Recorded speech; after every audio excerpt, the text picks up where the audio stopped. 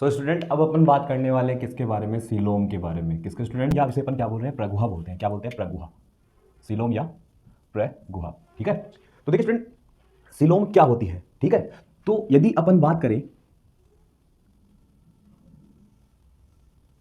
ये आपका क्या है, किसी ह्यूमन के बारे में अपन लोग बना रहे हैं इसे। ठीक है, ये आपका एक मानव का शरीर है।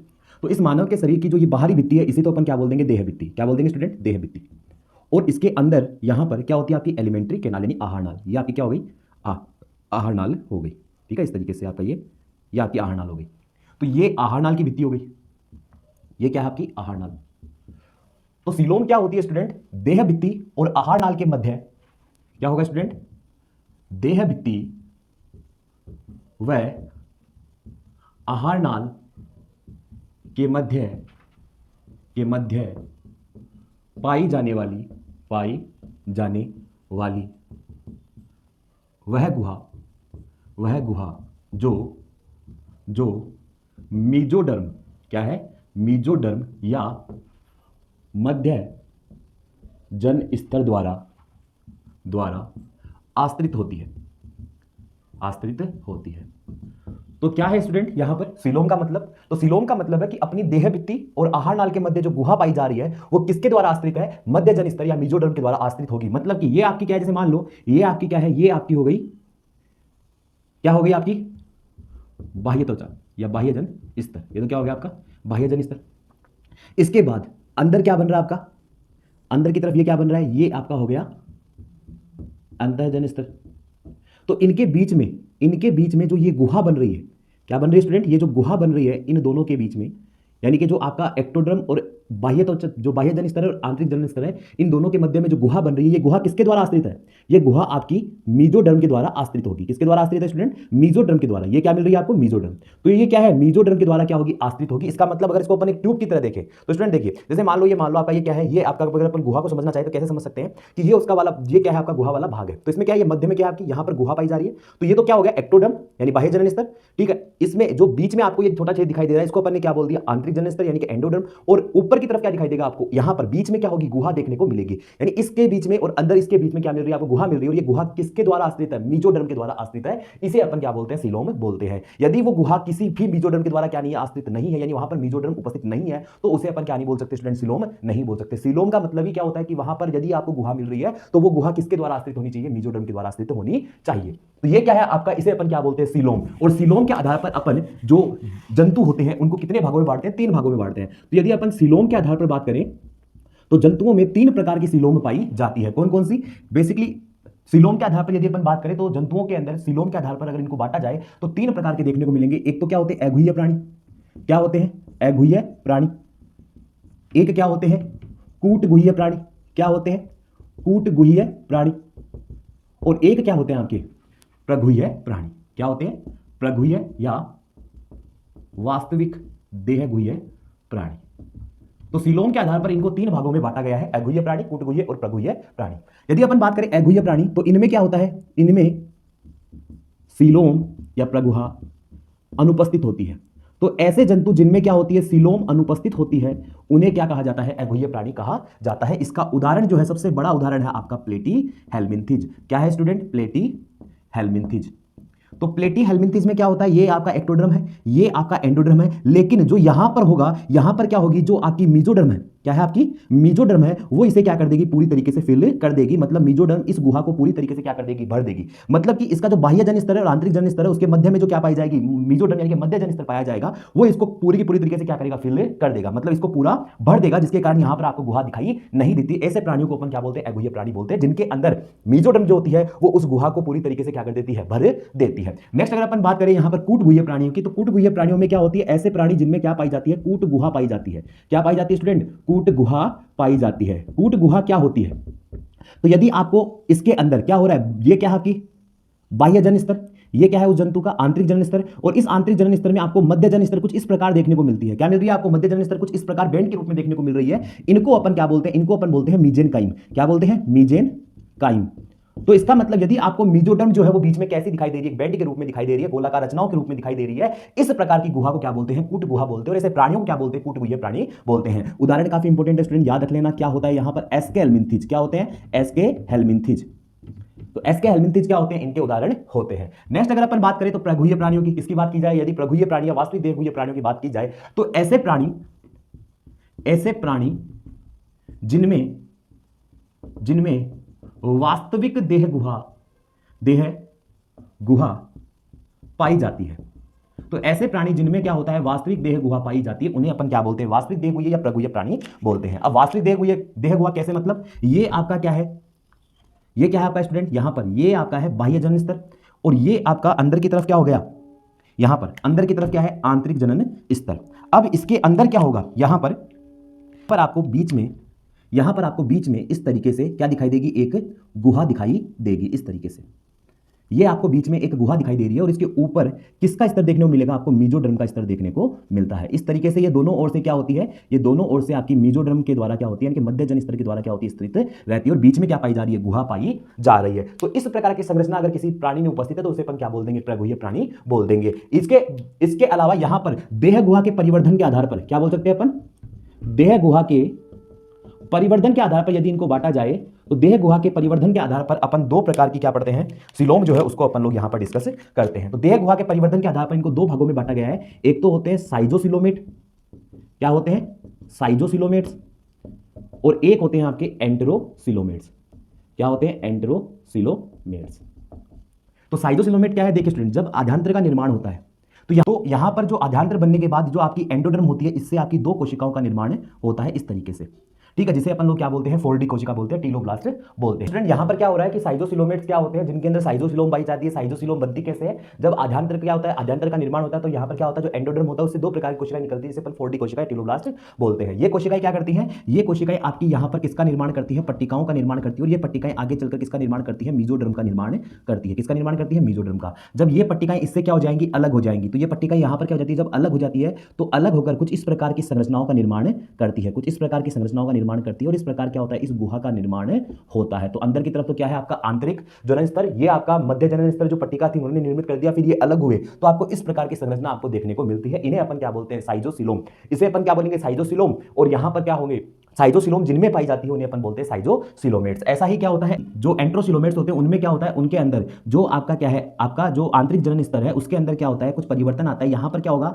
यहां पर जो आंतरिक जनन स्तर है उससे इस प्रकार से इसमें क्या बन जाएंगे, आंतरिक जनन स्तर एंडोडर्म में दो प्रकार के कोष्ठ बन जाते हैं। और ये जो कोष्ठ होते हैं वो क्या करते हैं स्टूडेंट, ये जो कोष्ठ होते हैं इसको मैं यहां समझा रहा हूं आपका, ठीक है। यहां पर जो ये कोष्ठ होंगे आपके इस तरीके से, ये जो यहां पर जो ये कोष्ठ बन रहे हैं, ये कोष्ठ भविष्य में किसका निर्माण करेंगे भाई, मेसोडर्म का निर्माण करेंगे। इनसे किसका निर्माण होगा, मेसोडर्म का, ठीक है। फिर ये क्या करते हैं, ये यहां पर आगे चलकर ये फिर जो आपके दोनों कोष्ठ है वो फिर आगे चलकर किसका निर्माण करेंगे, मेसोडर्म का। और फिर उसके बाद क्या होता है, ये यहां से अलग होकर मेसोडर्म बनकर यहां से अलग होकर किसका निर्माण करेंगे, सीलोम का निर्माण करेंगे। किसका निर्माण करेंगे स्टूडेंट, सीलोम का निर्माण करेंगे। और ये क्या करते हैं, ये जो दोनों कोष्ठ होते हैं वो यहां पर वृद्धि करते हैं और कुछ इस प्रकार की संरचनाओं का निर्माण करके, और इसके बाद अलग होकर क्या कर देंगे, आपका सीलोम का निर्माण कर देंगे, ठीक है, इस तरीके से। तो इसका मतलब इस प्रकार के सीलोम को अपन क्या बोलते हैं, एंट्रोसीलोम। क्या बोलते हैं, एंट्रोसीलोम। और ऐसे जो जीव होते हैं उन्हें अपन क्या बोलते हैं, एंट्रोसिलोमेट्स बोलते हैं। तो ये होता है आपका देह गुहा के परिवर्तन का साइजोसिलोमेट। और स्टूडेंट यहाँ पर साइजोसिलोमेट्स जो होते हैं वो क्या क्या, साइजोसिलोमेट्स जो है वो कौन कौन से होते हैं, एनेलिडा है, आर्थ्रोपोडा और मोलस्का। इसमें क्या होता है, प्रगुहा तो देखने को मिलती है, मतलब वास्तविक देह गुहा तो देखने को मिलती है, लेकिन इनमें किस प्रकार की वास्तविक देह गुहा देखने को मिलेगी, साइजोसिलोम यहाँ पर देखने को मिलती है। जबकि एंट्रोसिलोम किसमें पाई जाती है, इकाइनोडर्मेटा है उनमें देखने को मिलेगी, हेमिकोडेटा में देखने को मिलेगी और कोडेटा में देखने को मिलेगी। इसका मतलब अपने अंदर क्या पाई जा रही है, एंट्रोसिलोम पाई जा रही है। तो ये सारा जो है वो आपका किसके आधार पर, अपन सिलोम के आधार पर इनको वर्गीकृत कर सकते हैं। अब अपन स्टूडेंट बात करते हैं, अब अपन बात करेंगे खंडी भवन के आधार पर कैसे इसको बांटा जाता है। खंडी भवन की, खंडी भवन का मतलब क्या होता है, तो स्टूडेंट देखिए खंडी भवन का मतलब होता है शरीर का खंडों में विभक्त होना। क्या, शरीर का खंडों में विभक्त होना क्या कहलाता है,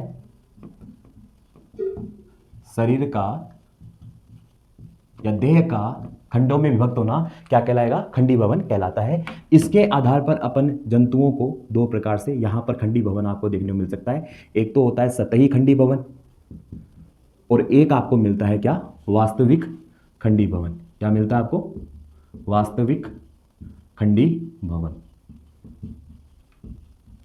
ठीक है। तो ये स्टूडेंट दो जो आपके खंडी भवन है वो आपको देखने को मिलते हैं। एक तो कौन सा है, सतही खंडी भवन, एक होता है वास्तविक खंडी भवन। सतही का मतलब क्या है, सतही खंडी भवन का मतलब क्या होता है, तो देखिए स्टूडेंट, सतही का मतलब नाम से पता चल रहा है कि जो सतह है वो तो क्या होती है, खंडों में विभाजित होती है, लेकिन आंतरिक रूप से देखने पर वहां पर क्या नहीं होता, आपको वहां पर वास्तविक खंडी भवन देखने को नहीं मिलता। मतलब कि बाहर से तो क्या होते हैं, ये जो प्राणी है वो बाहर से तो क्या होते हैं, खंडों में विभाजित होते हुए दिखाई देंगे, लेकिन जब आप अंदर जाओगे, इसके क्या करोगे, जब आप लोग इसके अंदर जाओगे तो क्या होगा, यहां पर बात ही कुछ और होगी। बात ही कुछ और होने का मतलब क्या है कि यहां पर बाहर से तो ये खंडों में विभाजित होता हुआ दिखाई दे रहा है, लेकिन इनके आंतरिक संरचना देखा जाए, इसके अंदर अगर अपन लोग देखते हैं तो इनका शरीर क्या होता है, खंडों में विभाजित नहीं होता। यानी यहां पर अंदर की तरफ अगर देखा जाए तो यहां पर खंड देखने को नहीं मिलते, इसीलिए इसमें क्या पाया जाता है, सतही खंडी भवन पाया जाता है। तो क्या होता है सतही खंडी भवन, जब प्राणी का शरीर बाहरी सतह से खंडों में विभाजित होता है,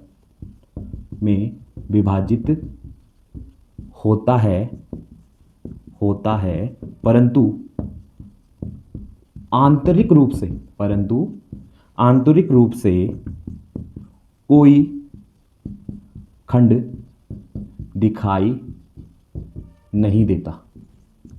यानी अंदर से किसी भी प्रकार के खंड यहां पर देखने को नहीं मिलते, इसे अपन क्या बोलते हैं, सतही खंडी भवन बोलते हैं। उदाहरण की बात की जाए तो यहां पर आ जाता है प्लेटी हेलमिंथिज, दोगले आदमी, प्लेटी हेलमिंथिज, बाहर से कुछ और अंदर से कुछ और। ठीक है। नेक्स्ट अगर अपन बात करें यहां पर, तो वास्तविक खंडी भवन क्या है, वे जिन प्राणियों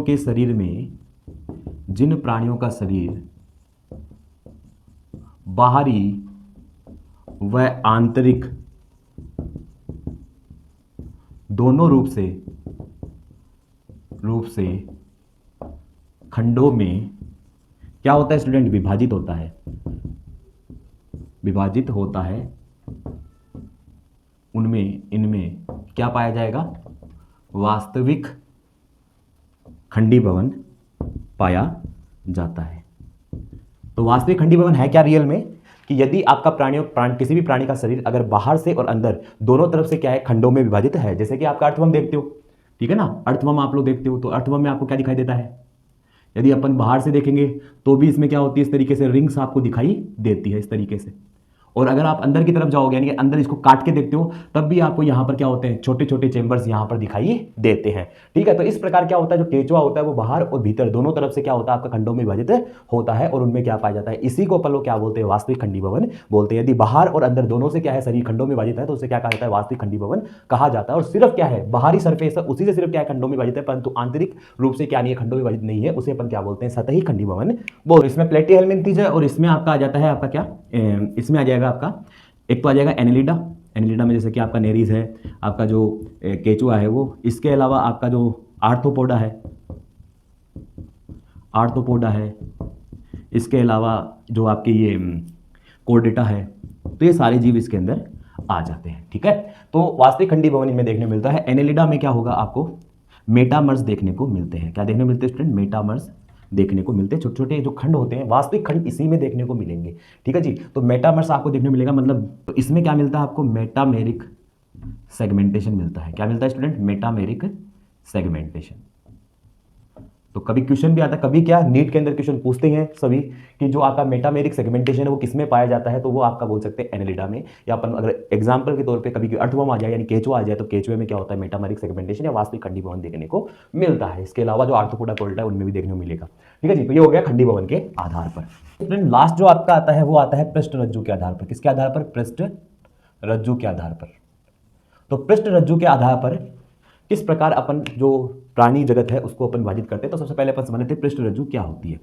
पृष्ठ रज्जु जो होती है वो प्राणियों की पृष्ठ सतह पर क्या होती है, उपस्थित होती है। कैसी होती है ये आपकी रोड के समान, या अपन बोल सकते हैं सलाका के समान संरचना होती है, ठीक है। कठोर संरचना है।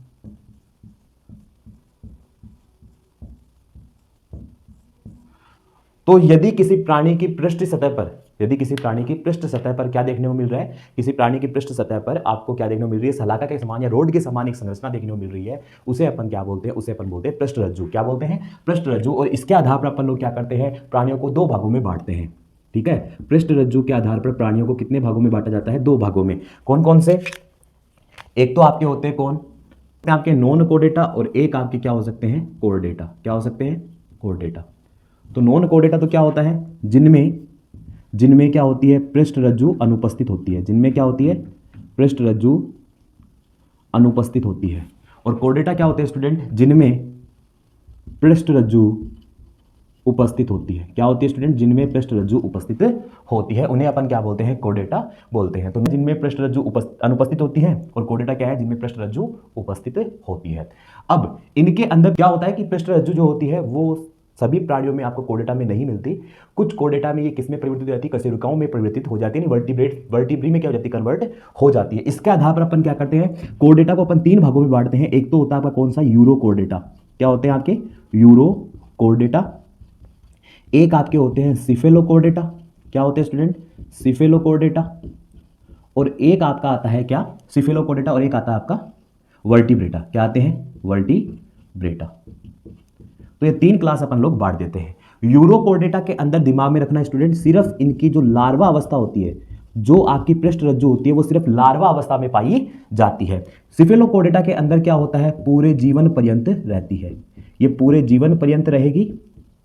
और कहां पर उपस्थित होती है? सिर से लेकर पूंछ वाले भाग में। इनमें लार्वा की किसमें पाई जाएगी?